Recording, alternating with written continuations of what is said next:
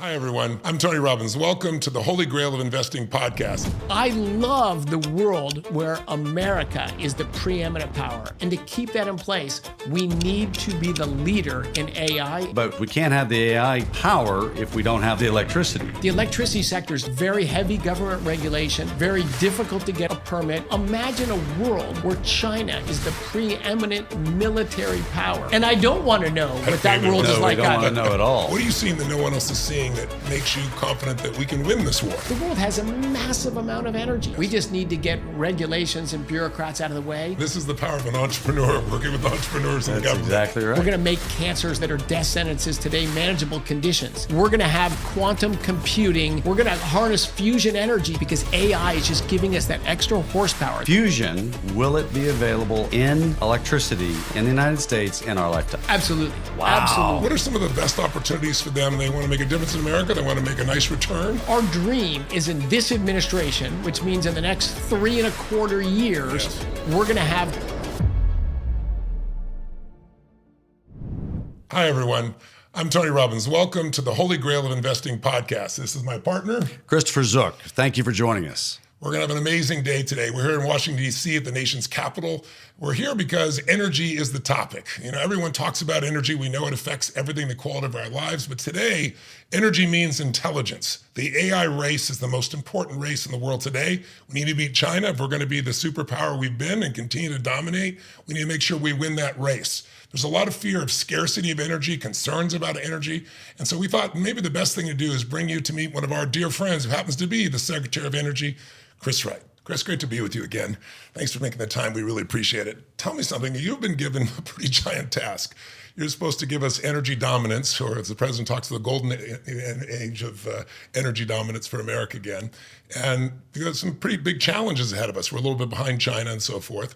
But we can talk about the challenges. I'd like to first find out from you, what, in your unique position as Secretary of Energy, what do you see are the greatest opportunities right now in energy that people may not be aware of? We hit a couple.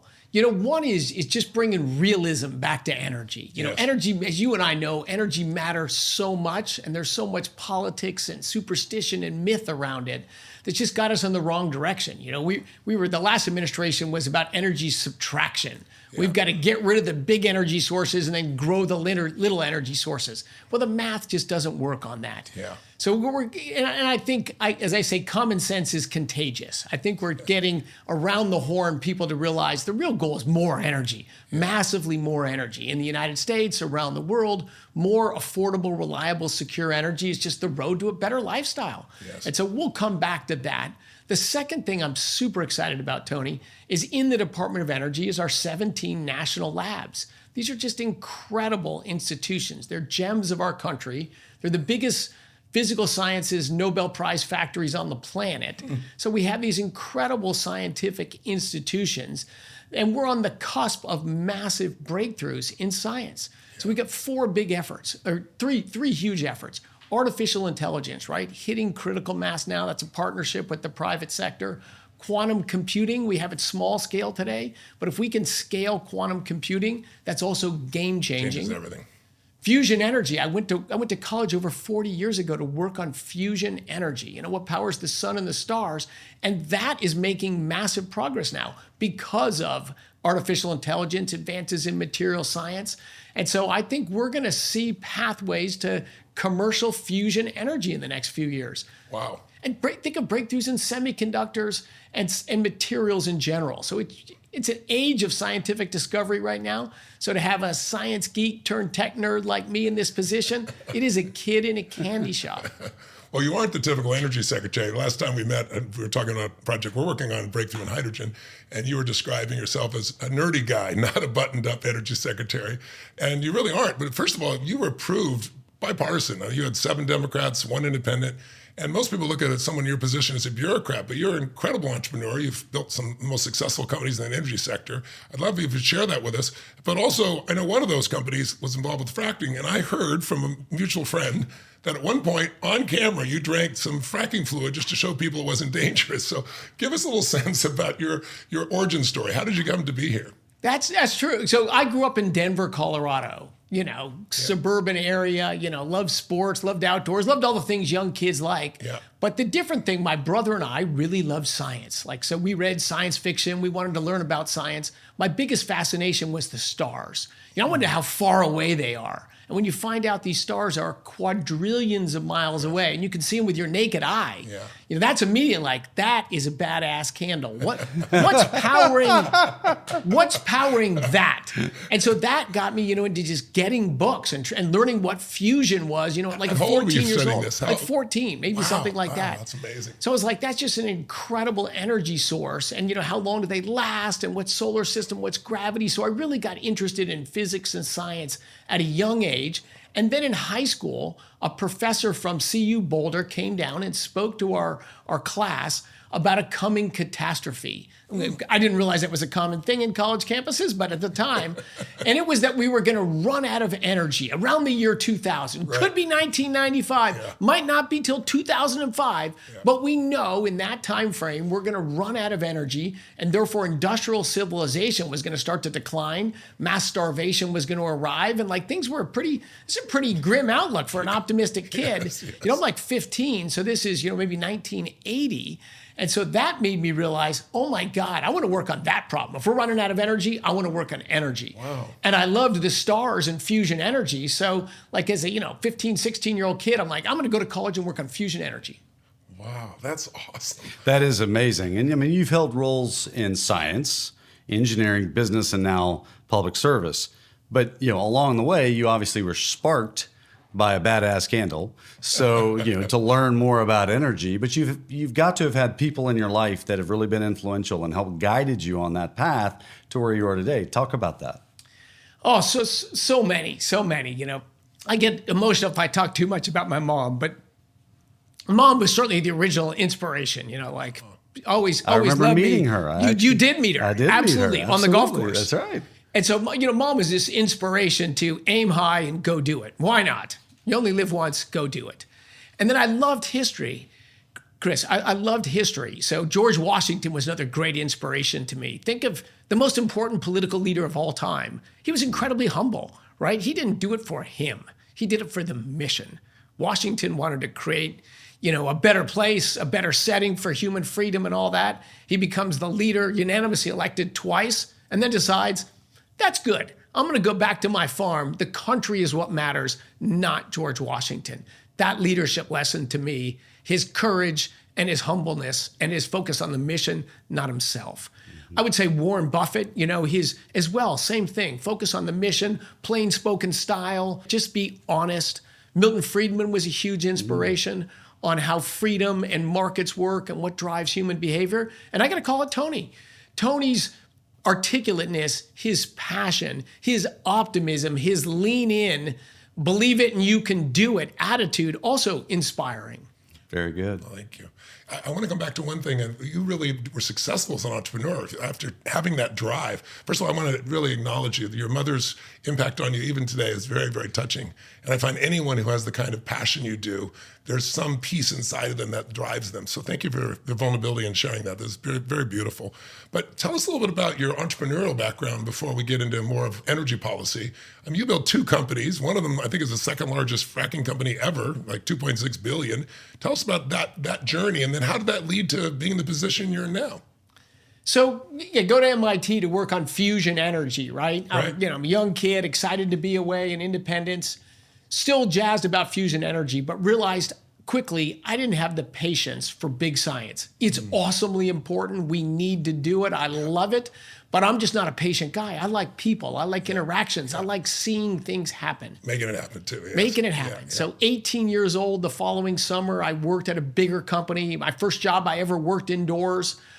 They treated me super well. It was neat, but it was bigger and bureaucratic. It was comfortable, but it wasn't exciting. Yeah. And I worked that summer and I realized now I know what I want to do. I want to be an entrepreneur because I was on a team that developed a new device. There was 9 of us on this team. So it was a little bit exciting, but 2 guys delivered most of what was in the final product. Okay. So that was my business model. If I only had people like Mike and Doug, oh my God, you had a team of 9 of those. Imagine what you could do. Yeah. I worked at that same business a little bit the following summer, 19. That's the last time I really had a boss. And then I have been an entrepreneur my whole career. And first in tiny little companies with partners where I just learned some basic things. To me, it was just like I dove in the water and slowly figured out how to swim. But I have been an entrepreneur, first in technology, and then the technology's biggest application was in energy, and an early shale gas company, an early shale oil production company, Liberty Energy that you mentioned, that fracks about 20% of all the wells drilled in the US and Canada. That's amazing. And the pinnacle was the most important one, except for Liberty Energy, I would say, in that very much blind squirrel finds nut. We developed some technologies to see the motion of fluid underground. Yes. We had developed models before that. So, of course, I was so proud of our models. I went around and told how our models were so much better than everyone else's models, and we could model how fractures grow underground. Then I had the mistake of developing technologies to see how fractures grow. And I had to go around a second time and say, yeah, everything I said before was wrong. we thought fractures did this, but real data hit us in the head. And in fact, even our correction for people thought fractures, did 10, and we said they really were 3. Well, the real answer was 25. We were even in the wrong direction for the direction that misunderstanding about fractures. And so it's super lucky, this insight about different growth of fractures led to a couple ideas I had and another guy I met who's still at Liberty Energy, been a partner of mine for 30 years, that just a couple ideas, Mitchell Energy said, well, we'll try it 3 times. And just by crazy, and they deserve the most credit for sure. George Mitchell and Nick Steinsberger at Mitchell Energy tried it 3 times, but this third frac delivered commercial gas production from a shale. And we had no idea at that time. I thought this would be a big deal for Fort Worth or maybe for the Dallas area. Yeah. Did not know it would change the world energy situation. But, sometimes you get lucky. Wow. And then following that shale revolution along in an entrepreneurial path was fun. First with these technologies, and then seeing the success it could be. Of course, I had ideas. I thought it should be a little differently. So I started a few years later a shale gas production company called Stroud Energy in the Barnett Shale. Yeah, and then after a sabbatical where I did some bike racing and coached all my kids' little teams, then we brought the shale revolution to oil in North Dakota in the Bakken Shale, and then that spread around. And so why did you trade all that for a government job and a boss? Pretty awesome boss. Well, I'll tell you, it was not a plan. It was not a plan. Like most things in my life, they just happen, right? Yeah. So I was actually suing the federal government in Liberty Energy for their climate disclosure rule, which is just a way to make it harder to produce oil and gas. Yeah. And as I shared with the Biden administration, it doesn't change the demand for it. It just makes it harder to produce, so the risk is greater, so the price has to go high. Yeah. So I was like, thank you, my company and most of my customers are at record profitability ever. Yes. But the other 99% of Americans that don't produce oil and gas, they just have higher prices out of this. Yeah. Like, this doesn't make any sense. And so I was up here testifying, and I got invited to a dinner at Mar-a-Lago to talk energy. Count me in. Wow. I go down to have dinner. I first met President Trump 18 months ago at a dinner dialogue, 15, 16 energy executives around the table.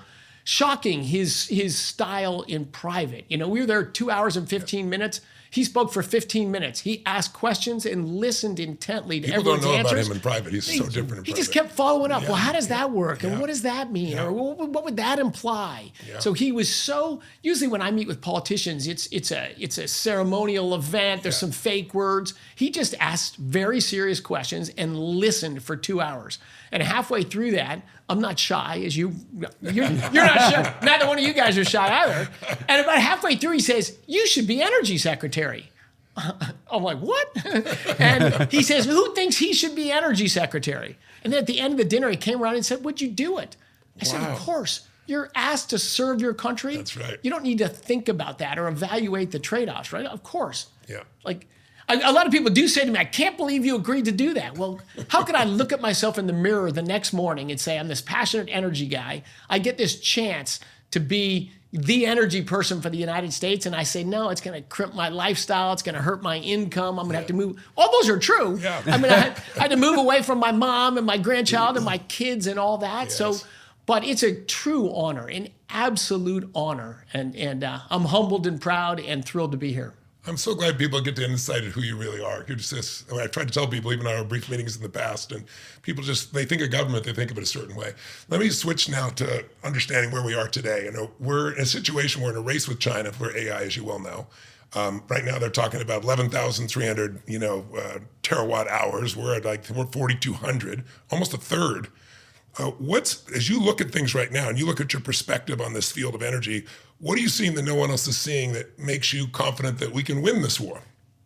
Great question. And part of it is maybe touch on some of the regulations. I think you've already gotten rid of 43 regulations, I think I read, or something of that nature as well. And more to be done to make it happen. Great. So as you know, look, entrepreneurs, science, a free society, capital markets, these are magical things. Yeah. So let me talk about bigger picture energy production, then come back to electricity, Great. which is what you're talking about, Yes. which is what's key for AI. Yes.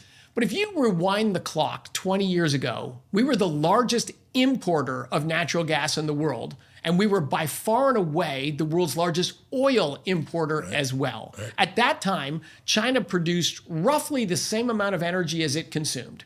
It was roughly balanced. The Daqing oil field, one of the world's great oil fields, floated the communist revolution and kept China well energized. Yeah. And of course, it's a massive coal producer. Yeah. We were this energy vulnerable nation.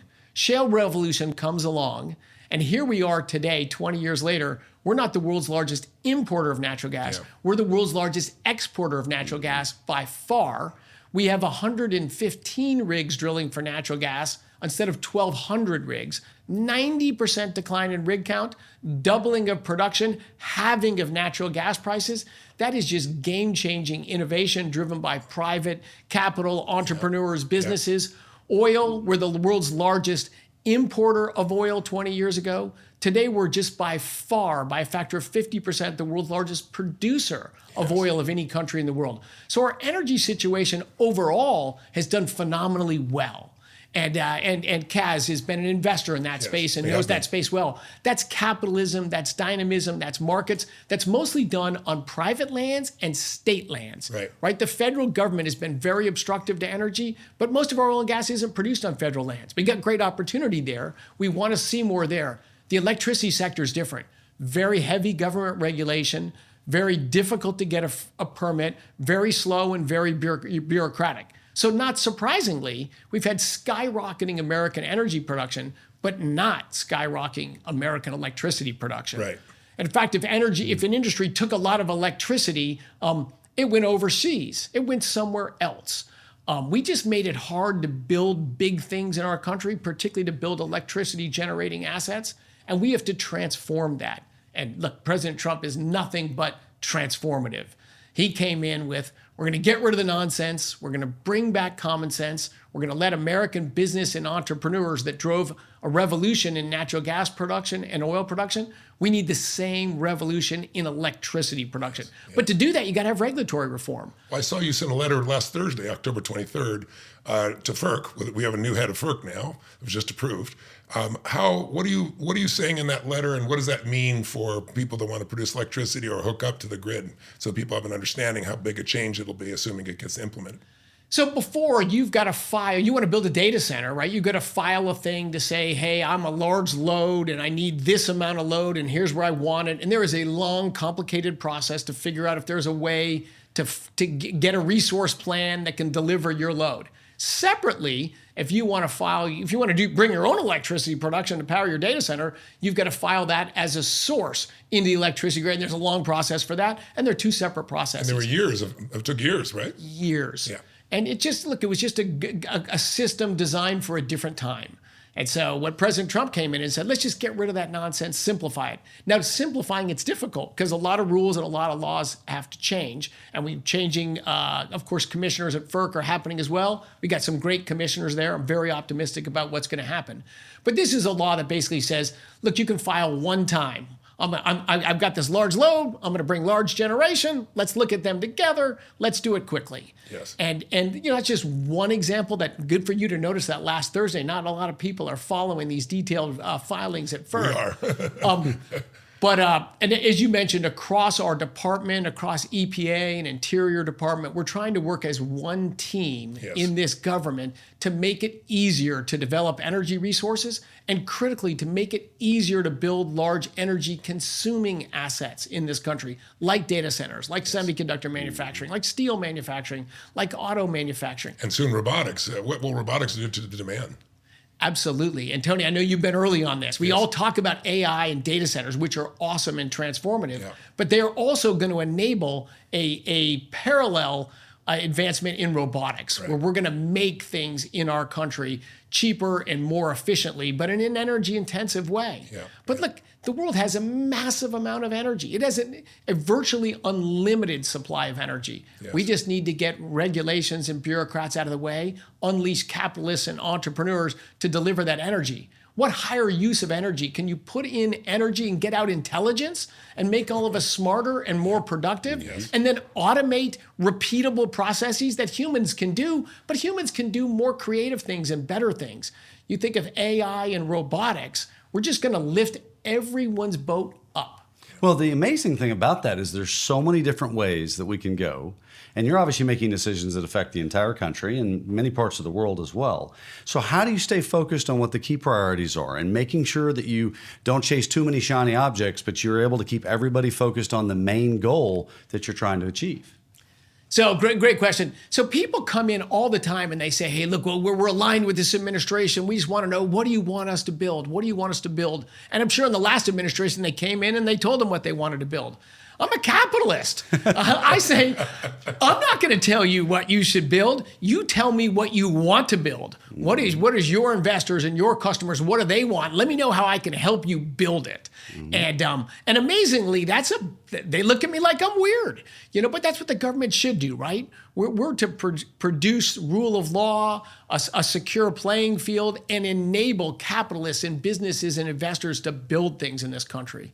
Of course, President Trump is very frustrated that so many industries, they just made it too hard to build here and they build it offshore. How do we bring them back? So what I've got to say is, hey, I want you've got 3 factories overseas. What would it take? How can we help you build here in the United States? And the biggest thing is just permitting, just some certainty that you can get stuff built. And then they'll say, yeah, but then the governor's going to trip us up. So it takes the federal government, it takes the state governments, but I think we have a more welcoming, come build your large project here in the U.S. environment. States are competing for that too. So I'm quite optimistic. After the last 20 years, the big energy intensive industries were and China's entry into the World Trade Organization and China's uncommercial subsidizing of industries to try to get strategic chokeholds. I mean, there was some pull as well, but just too many industries left our country. We've just got to have a very welcoming environment that brings those industries back, brings those investments back into our country. Because what does it also bring? It brings blue collar jobs for people in rural areas or people grown up in tougher circumstances.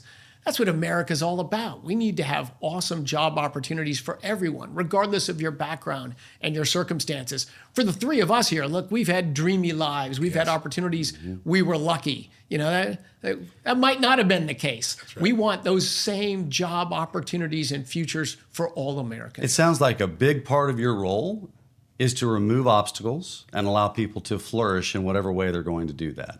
And removing obstacles is hard to do when it comes to government and regulation. You're doing a great job with it, so keep after it. That's for sure. Yep. That's a good summary. Yeah, I'm not here to tell businesses what to do. I'm here to remove obstacles and let businesses thrive. And of course, that's what capitalists want to do. They want to build things. They want to make things happen. My name is Christopher Zook, founder of Kaz Investments.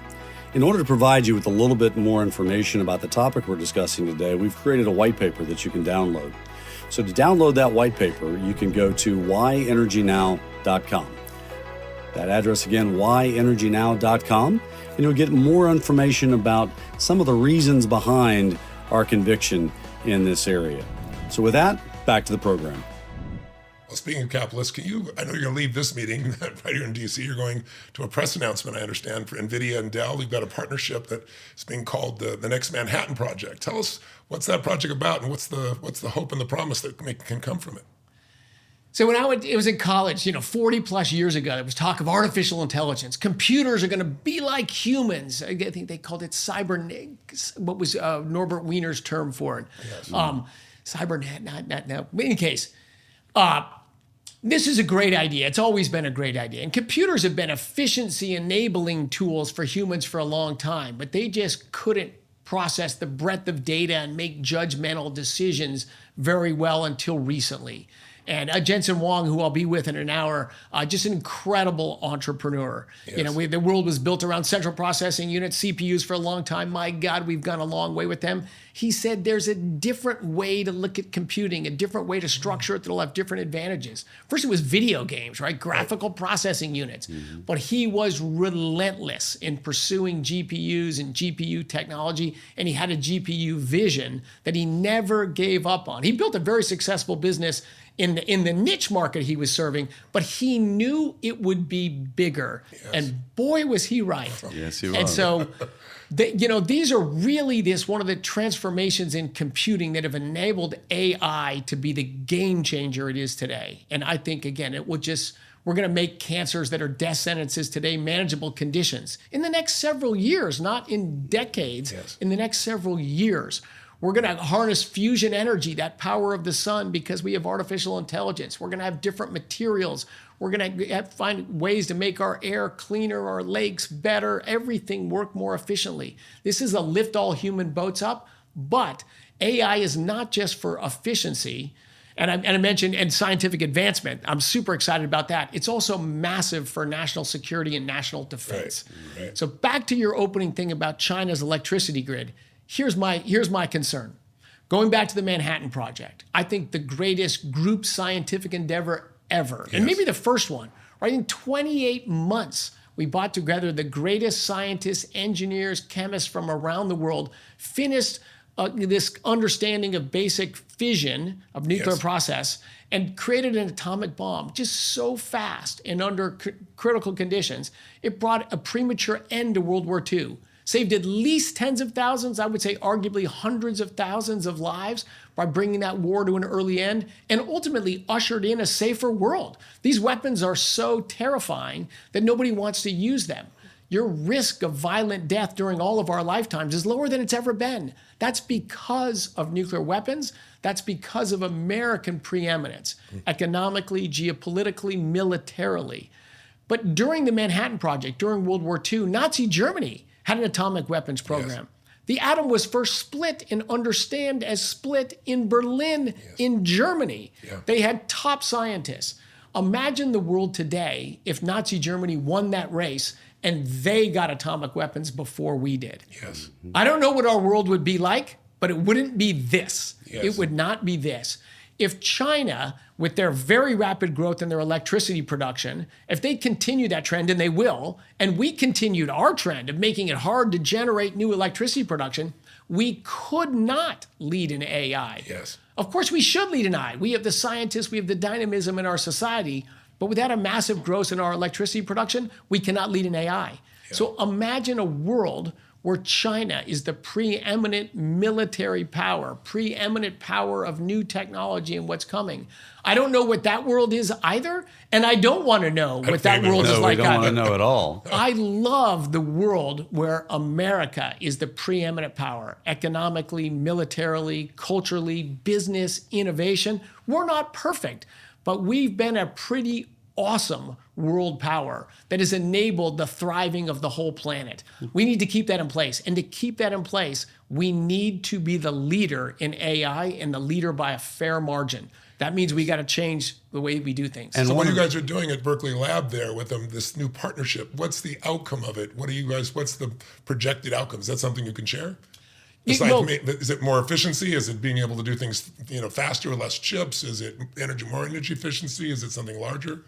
So the last press conference I had, good guess, you're plugged in, Tony. The last press conference I had with Jensen Huang was at Lawrence Berkeley Labs, right. And we announced a new machine, the Doudna supercomputer, right. Named after Jennifer Doudna, who won the Nobel Prize for CRISPR, right, for editing genes. So speeding medical discovery, speeding our understanding of dark matter and the basic workings of the cosmos is a focus of that Doudna supercomputer. That was in play. That was in the works for a couple years. Now we're in the AI race. The Trump administration is in. I sent out a thing and said, we got to do things differently. I mean, I love that supercomputer, and we're going to keep doing things like that.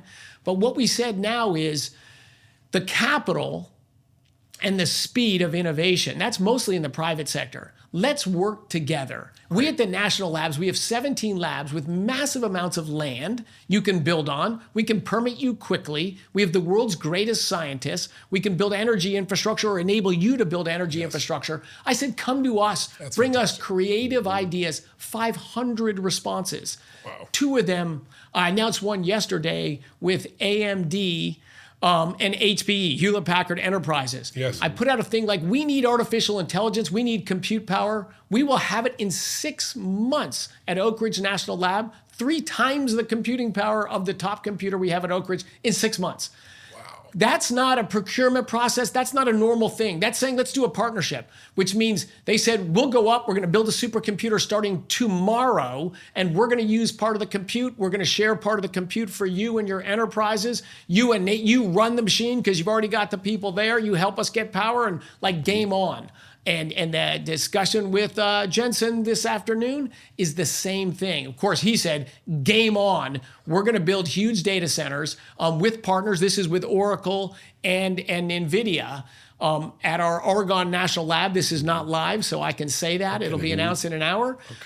Some awesome computer systems, again, just at light speed, building now. And it's not a procurement process. It's you build it, you use it for your processes, and give us some chunk, and it's a meaningful chunk of that compute power. That'll speed the advancement of science in the United States. That'll speed our national security complex to stay ahead of China for AI, for national defense. But we can't come up with a plan slowly and then bid people out. We're just letting the huge developers build on our lands and share the assets with us and win together. This is the most exciting thing that I've heard. And this is the power of an entrepreneur working with entrepreneurs. That's exactly right. Never seen that before. Removing obstacles so that they can thrive is the theme again. But going back to what you said earlier, is we can't have the AI power if we don't have the power, which is the electricity. So nuclear is becoming more and more talked about. It's gaining momentum. Obviously, that's a big part of what's happening in China. So it seems like we've turned the corner, and between small modular and other methodologies, we're getting closer. What do you think about nuclear, and how close are we to being able to really ramp it up? And tell us a little bit how it's changed so that people can allay some of their fears. Super exciting. So we first built commercial nuclear power just past the mid-1950s. And in 20 years, we had 100 reactors, many of them done, the rest under construction. And in 20 years, almost 20% of US electricity. That's like new technology hitting the ground running. Then 3 Mile Island happens. The rise of fear in politics grows even larger, and nuclear just gets smothered and doesn't grow for decades. This is crushing. This is an energy dense. It works whether the sun is shining or the wind is blowing. You can take a small amount of land and a small amount of fuel and generate an enormous amount of energy. So what we want to do is get nuclear moving at full speed again. Now, Kaz, you also mentioned innovation is required here. For old generation reactors, you had to actively cool them. So 3 Mile Island was scary. No radiation was released, but active cooling systems struggled. And at Fukushima, you saw flooding of the generators that were the backup cooling. We had a meltdown. Again, no meaningful radiation was reduced. So even these first, second generation nuclear reactors, safest way to produce energy on the planet right out of the box. These next generation reactors, you have to actively keep them on. If everything goes wrong, they just automatically turn off. You have to actively keep them on. So they're just inherently safe. And they're going to be smaller. So we think we're going to be able to be built faster. We'll ultimately get manufacturing scale cost advantages to drive down the cost. Yeah, nuclear, I think, is going to be a huge energy source as you look out into the future. But it's been stagnant for a few decades. It's going to take some time, but we are all in to get that ball rolling. Is this 5 years, 10 years, 15 years? I mean, when do we think we actually will get some real benefits from what we're doing in nuclear in the United States? So electrons in the grid is in that 5 to 10 year range. I wish it was 1 to 2 year range. Right. I'll tell you, because of President Trump, we will have one of these next generation reactors critical within 12 months. So we're going to have test reactors at our Idaho National Lab under DOE authority. Bring your kit, build it. We're going to have safe setting there and regulatory environment. The NRC will be there to see it. All the commercial players will see it. We should have 10 or more in the next 18 to 24 months of these next generation reactors going critical. They won't be producing electricity and selling onto the grid yet, but we'll be confirming these designs. We will have shovels in the ground with reactors being built in the next 12 months. But it takes, these first generation ones are going to take longer. But they're going to be very important for electricity and electrons on our grid, say 5, 7 years, and for as far as the eye can see after that. In the short term, right, it's natural gas. It's by far our largest source of electricity today.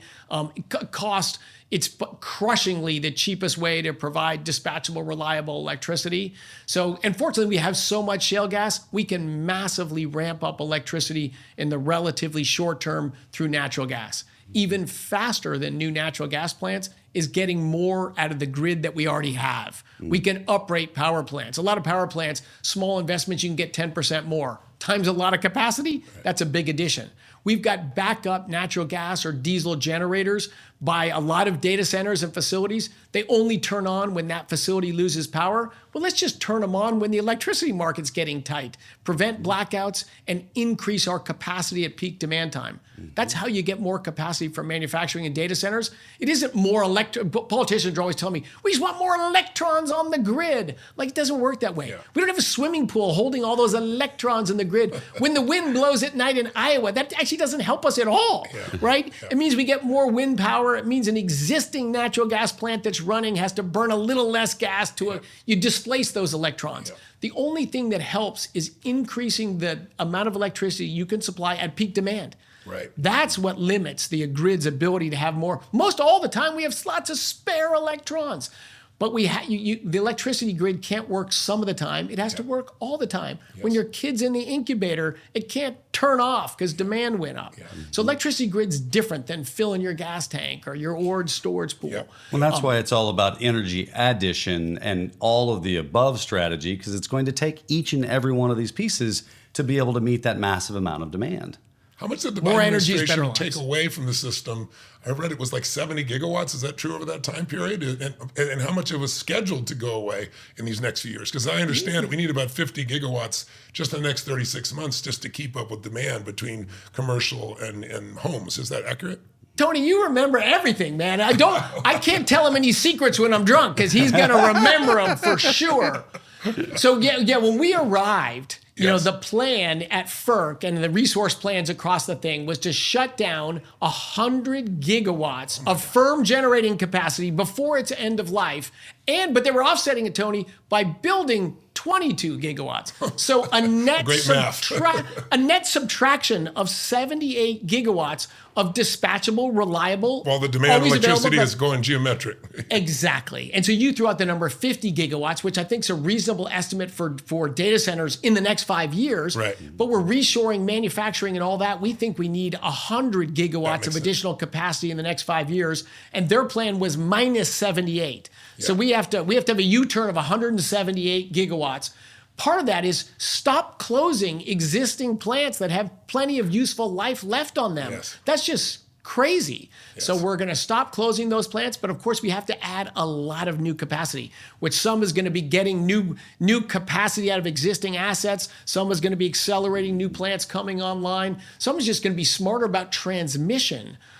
So there's a lot of common sense things we can do to supercharge our electricity grid, but then we need to cut loose entrepreneurs. So if you look at over the next 20 years, we just massively grow our electricity generation capacity in the U.S.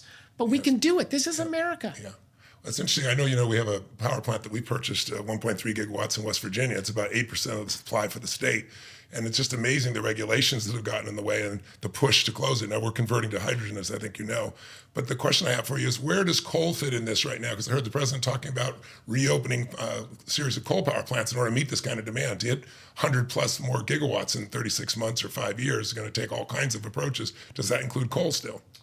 Coal's critical. Coal. We only have good data for global electricity back to 1900. Right. So for 125 years, coal is 125 and 0 as the largest source of electricity every year we've had an electricity grid. And it will be globally for decades to come. No wishes of environmentalists, no laws, nothing is going to change that. It is the largest supply of global electricity. Gas is number 2. Globally. In the US and in rich countries in general, natural gas is displacing coal because if you have pipeline infrastructure, gas can be economically competitive with coal and with pipelines, and because of the nature of their plants and personnel, it actually is meaningfully cheaper than coal. So new plants that are built that are thermal, that are hydrocarbon plants, are going to be almost all natural gas. But we have coal's like 16% of our total generating capacity today. And it's available whether the sun is shining or the wind is blowing. It's like equal to wind and solar combined in the total output, but it's important output. It's there at peak demand where wind and solar, they might be, they might not be. And so coal is very important. So we need to keep that coal capacity going. We also want to enable our coal miners in the United States to export more coal. The rest of the world, coal demand was a record high last year. It'll break that record high this year. It's been setting record highs year after year. That's what power. It's one of the 3 things that powers the world. So we've got a lot of coal in America. Let's export it to all our allies that are growing their coal production capacity. Let's keep our existing coal plants open because we need those electrons. We need that electricity. It's also a different technology, so it's affected by different things. Security also comes from diversity. And a lot of coal plants, yours is maybe higher tech, but people are taking coal plants and converting them to electricity or converting them to natural gas or uprating them with coal. We're for all of the above. We need more electricity. We need more innovation. You're keeping a coal plant open and innovating while you do it. Awesome. That's what we need in America. Well, with hydrogen, you take that coal and you convert it where you really no CO2 with the technology we have, as you know. It's pretty exciting to see. But tell me, we got involved in this because we wanted to see as much energy as possible, as clean energy as possible. Tell me, what do you see for somebody who cares about America and is an investor, that's our audience, what are some of the best opportunities for them? They want to make a difference in America. They want to make a nice return. Where do you see the greatest opportunities for investors when it comes to energy today? There's so many, but where would you highlight the highest levels? So look, there's 2 sides here. There's energy production, which is what I've spent my career in. There's also energy consumption. Both of those have a very favorable outlook. The United States' electricity grid, again, dominated by natural gas, and the price of pipeline-delivered natural gas in the United States is just very cheap, and we have huge resources. So we have an enormous energy cost advantage over China. They have a labor cost advantage. They have a regulatory advantage. We have the energy cost advantage. China is the world's biggest importer of oil, the world's biggest importer of natural gas today.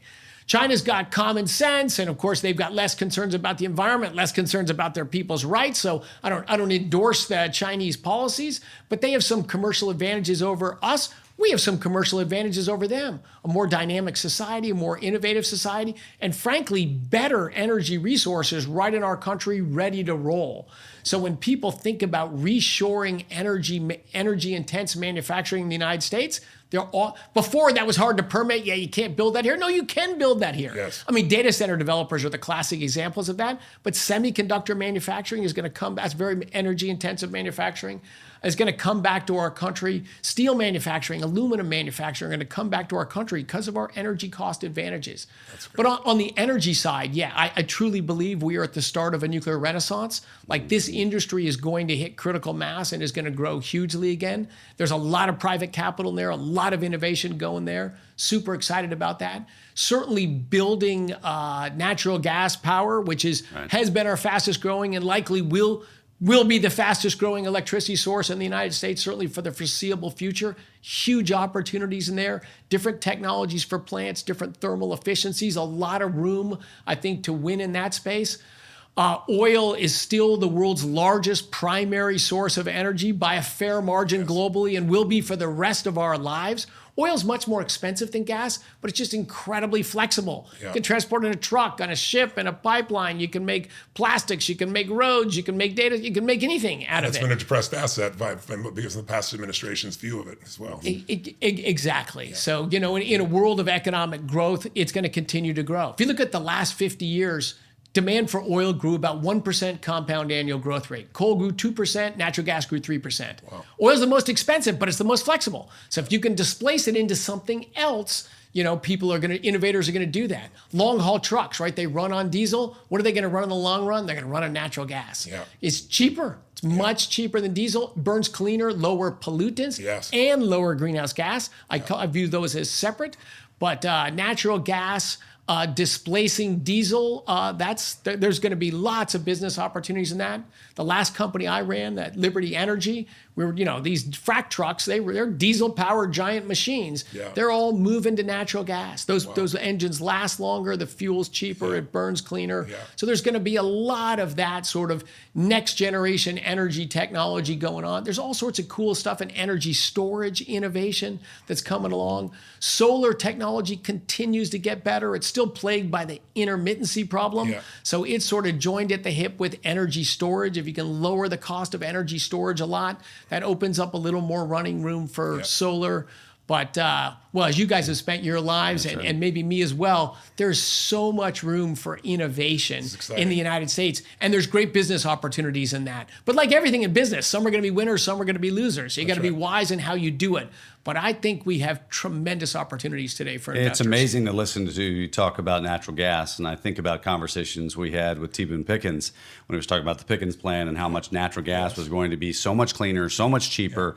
And obviously he was able to make some traction in that before he passed away. But I'm sure he would be very pleased to hear you say everything you're saying about where we're going with natural gas, because we are the dominant player in the world.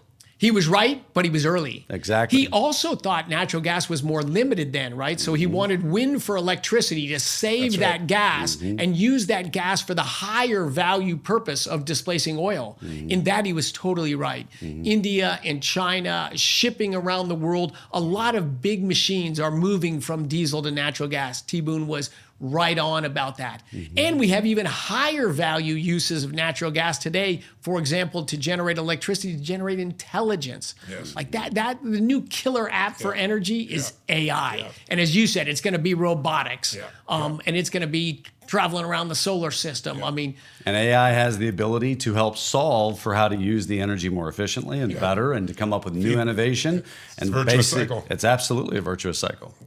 It is. I spoke at an AI fusion seminar recently. Oh, interesting. And I'm like, fusion is a tricky problem. We've been working on it for 50 plus years, but I think we're going to get there now. Why? Because AI is just giving us that extra horsepower, that extra ability to control a burning plasma that's going to enable fusion to work. And burning fusion is going to give us a whole new way to produce a massive amount of electricity that's going to allow AI to grow. And as you just said, this virtuous cycle. Here's the question for you. Fusion, will it be available in electricity in the United States in our lifetime? Absolutely. Wow. Absolutely. That's amazing, because everybody's talked about it for 50 plus years. And to think about that being a reality and how much of a game changer that is for electricity production in the United States, that's very exciting. It is exciting, and just the rate of progress is so fast now. It was 3 years ago in one of our DOE's national labs, the National Ignition Facility at Lawrence Livermore, that we first got more energy out than energy in, fusion combustion in a pellet. So that's inertial confinement fusion with lasers. We have magnetic confinement fusion with, mostly with tokamaks, but also there's other geometries there as well. And there's electromagnetic fusion, where it's inertial, but it's not from lasers. It's actually from electromagnetism. Okay, everybody's going to have to. Those are a little too nerdy. You're going to have to go back and ChatGPT that, because I think I understood one word out of that sentence. That was awesome. But it makes you very happy to know who is your energy secretary. That's exactly right. In any way, multiple pathways to fusion. But the other thing that people mistake about energy, like everyone says, well, wind and solar, they're ultimately going to be cheapest because the fuel is free. The fuel is just one component. In a natural gas power plant, the price of natural gas, it's only like a third of the cost of the electricity.